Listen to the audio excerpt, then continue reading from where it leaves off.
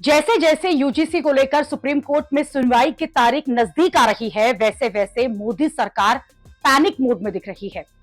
और panic mode के पीछे की वजह क्या है, इसके मायने कितने गहरे हैं, ये आपको समझाऊंगी।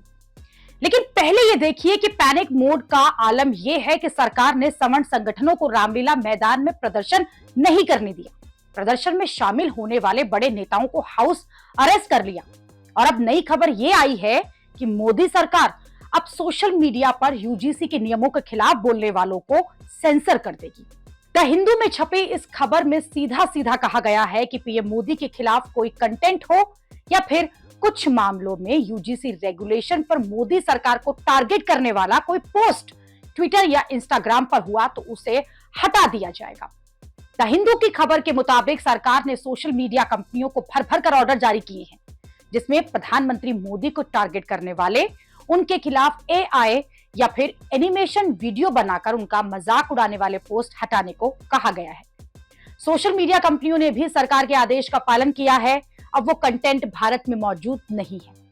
ये दावा है कि 2023 के मुकाबले जनवरी 2025 से जून 2025 के बीच सरकार ने सोशल मीडिया पर 3 गुना ज्यादा कंटेंट हटाया है। द हिंदू का दावा है कि इस खबर को लेकर न सरकार ने कोई रिएक्शन दिया है, न ही सोशल मीडिया कंपनियों ने यह दावा किया कि इंस्टाग्राम पर हिंदू एक्टिविस्ट सार्थक भगत और वो कश्मीरी नाम के अकाउंट पर एक्शन क्यों लिया गया। इन दोनों ही अकाउंट के यूजीसी के नियमों के खिलाफ भी पोस्ट किए गए हैं। यानी सरकार जमीन पर प्रदर्शन नहीं करने दे रही और सोशल मीडिया पर सेंसर कर रही है। और ये सारी वो चीजें हैं जिससे सवर्ण संगठनों की नाराजगी और बढ़ेगी, क्योंकि वो तो पहले ही ये शिकायत कर रहे हैं कि सरकार उनकी आवाज को दबा रही है। आप सुनिए, जब मैं रविवार को रामलीला मैदान पहुंची थी, वहां प्रदर्शन करने आए लोगों ने सरकार से किस तरह की नाराजगी जताई।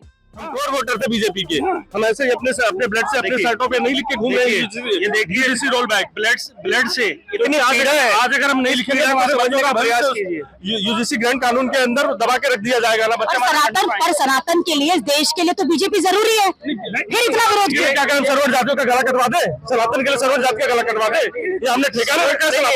इसमें आप विरोध कर रहे हैं, आप सरकार के खिलाफ है, लेकिन 2027 का चुनाव भी पास है उत्तर प्रदेश में, तो क्या ये सब जो यूजीसी रोल बैक है, इसको लेकर जो ये मुद्दा उठाया जा रहा है, इसका असर चुनावों में, वोटों में देखने को मिलेगा? कोर वोटर थे हम भाजपा के, कोर वोटर थे। भाजपा का अगर कैंडिडेट हमारे दरवाजे खड़ा होगा तो जूता लेके भगाएंगे। आपके चैनल के माध्यम से मैं कहना चाहता हूँ कि मेरे दरवाजे भाजपा का कैंडिडेट खड़ा नहीं होना चाहिए, नहीं तो मैं जूते से बात होगी, चूड़िया को बात की बात है, जूते से बात होगी। करने हम कहाँ जाएंगे? मतलब अपने ही देश में, अपनी ही सरकार से, और हम अपनी बात नहीं रख सकते, और वो भी ऐसे समय में कि जहाँ पे कि ये जातिवाद में बांटा जा रहा है।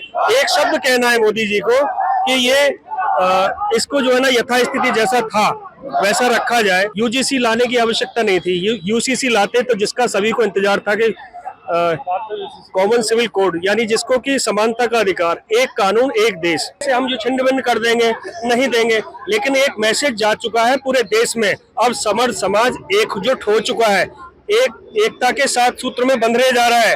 अब सवर्ण समाज में छिन्न भिन्न की कोई गुंजाइश नहीं है। सवर्ण समाज जो कहते हैं ना कि 10% है, उनको पता लग जाएगा कि अगर 10% है तो इतना ही डर क्या था कि सवर्ण समाज जो कहते हैं ना 10%, तो रामलीला मैदान खोल देते, देख लेते 10% है कितना है, पता लग जाता, देख लेते, खोल देते इसको, जंतर मंतर को यहाँ बैरिकेड कर दिया, पता लग जाता है कि 10% है, कितना परसेंट है।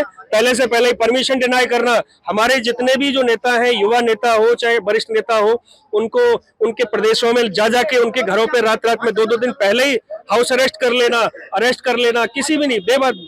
क्यों? ये डर ही तो है। 10% से डर रहे हो, अभी 10% नहीं है, ये कहने के लिए 10% है। जब पता लग जाएगा कि 10% नहीं है और इनको ये भय है कि इनकी एकता और इनकी जो है ना वो दिखाई दे रही है और दिख गई, तो ये हमारी कुर्सी खतरे में है। जिन्होंने कुर्सी पे इस पे बिठाया और वो कुर्सी से उतार के फेंकने वाले हैं। दिल्ली में प्रदर्शन रोकने को लेकर सवर्ण समाज पहले ही भड़का हुआ है और अब सरकार सोशल मीडिया पर भी कैंची चला रही है। और ये सब शायद इसलिए हो रहा है क्योंकि यूजीसी रेगुलेशन के बाद से सोशल मीडिया पर बीजेपी और संघ के बड़े बड़े नेताओं के पोस्ट पर भ्रामक बताकर उनकी फजीहत की जा रही है। यूजीसी को लेकर सरकार इसलिए भी भय में है क्योंकि हाल ही के दिनों में गृह मंत्री अमित शाह से लेकर बीजेपी के सांसदों को सार्वजनिक मंच पर यूजीसी का जो नियम है उनको लेकर विरोध झेलना पड़ा। लोगों के सेंटीमेंट जो है वो हाई हैं। ये बात खुद गृह मंत्री अमित शाह देख चुके हैं। एक रैली में अमित शाह के नारे लगा रहे थे तो लोग कह रहे थे यूजीसी को वापस लो। माता की हो गया भैया, देख लिया आपको, बैठ जाइए प्लीज, बैठ जाइए। ओ भाई अब बैठ जाओ, अपनी अपनी जगह पे बैठ जाओ। चलो क्या हो गया भाई, उत्तराखंड वालों की आवाज को, अरे हो गया भैया, नहीं सुन रहे हैं आप? ओ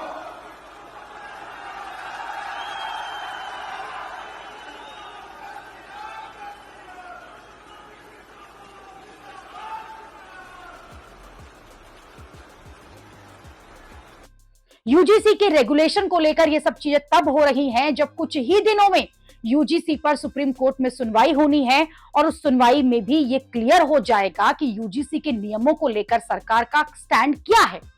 पिछली सुनवाई में ना तो सरकार ने यूजीसी के नियमों को खुलकर विरोध किया था, न समर्थन, और सुनवाई के करीब 1 महीने बाद भी सरकार ने सुप्रीम कोर्ट के सुझाव के मुताबिक न तो कोई कमेटी बनाई है, न ही यूजीसी के नियमों में संशोधन का कोई संकेत दिया है। ऐसे में अगर सरकार यूजीसी के खिलाफ होने वाले प्रदर्शन को दबा रही है, सोशल मीडिया पर कुछ पोस्ट को हटा रही है, जैसा कि द हिंदू की रिपोर्ट में दावा है, तो फिर इससे ये संकेत भी आ जाते हैं कि सरकार सुप्रीम कोर्ट में सीधे सीधे यूजीसी के नियमों से पीछे हटने वाली नहीं है। हो सकता है कि इसमें कुछ बीच का रास्ता निकाला जाए, लेकिन बीच का रास्ता न सवर्ण समाज को मंजूर होगा, न ही दलित और ओबीसी संगठनों को। अब सारी नजरें जो हैं वो सुप्रीम कोर्ट में होने वाली सुनवाई पर टिकी हैं।